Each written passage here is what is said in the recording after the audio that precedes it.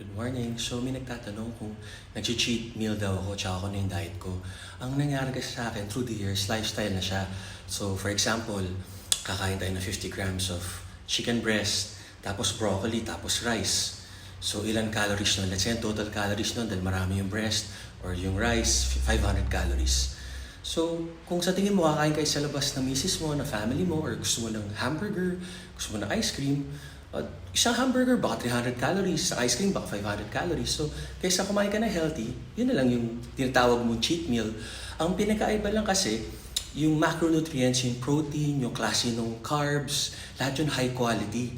So, kumbaga sa pag bumili tayo ng kotse, high quality na sports car, yun yung inaano natin, yung gas na high quality para sa sports car na yun yung pagkain natin. Ngayon, pag linagay natin yung pichi-pichi na ice cream, mga cheat-cheat, syempre hindi aandar ng maganda yung sports car, hindi aandar ng maganda yung katawan natin, hindi magmumukhang macho at athletic na gusto natin.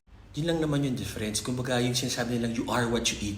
Kung ang kinakain mo healthy, masustansya, high class na carbs, protein, so talagang yun yung nagbe-build and repair ng muscles mo. Pag kinain mo junk food, ice cream, hamburger, ganun. Pero papasok yun sa if you fit your macros. Diba? If it fits your macros.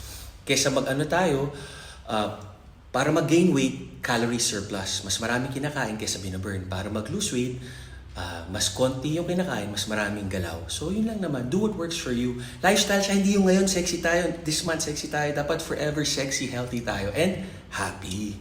So God bless, hope makatulong, stay fit.